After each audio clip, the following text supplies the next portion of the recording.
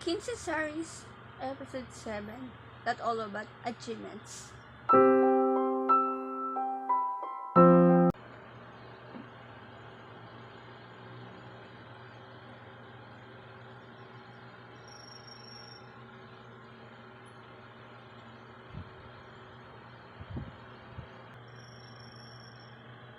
Opinion ko lang to ha. Hindi ko alam if applicable ba to in real life. Kasi ito'y base sa aking observation sa sarili ko.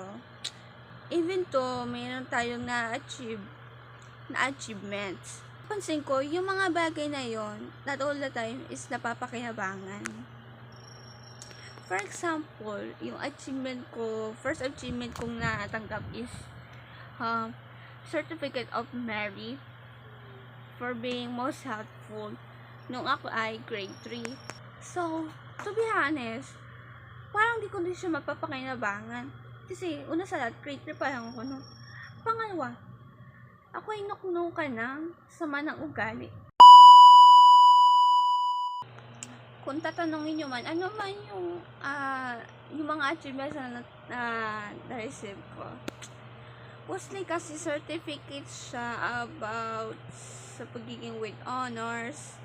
Yung first with honors kong na-experience is nung grade 10 ako for third quarter for average of 91%. Hindi naman lahat ng achievements is mga certificate, medals, o kaya yung mga trophies. Hindi naman niya lang masasabi natin achievements. Ako kasi, masasabi ko achievement. Ito kasi, na-achieve ko siya. For example, noon kasi, hindi ako ganung kahusay sa pagsusulat.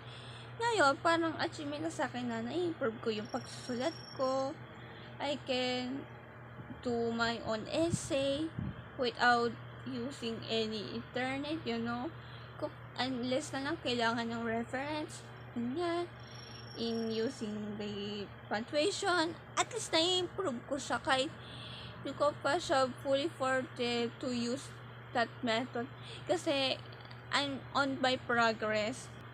For me, achievement is a sign of your progress to improve yourself, to upgrade kung anong skills na meron ka, kung ano yung kaya mong gawin. May kaya-kaya tayong achievements. Hindi man nakikita sa material na bagay. At least nakikita sa mismong ginagawa natin. Diba? Let's be realistic, guys. Even to, lahat sa atin, lahat tayo, may natatamasang achievement, may nare-receivean tayong achievement sa buhay natin.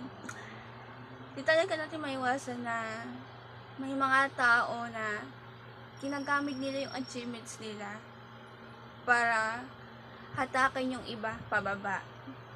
That's ridiculous to hear. Hindi maganda pati pakinggan na gagamitin mo yung naabot mo para siraan yung iba, para ma-feel mo na ikaw superior. Don't let your enemies destroy you.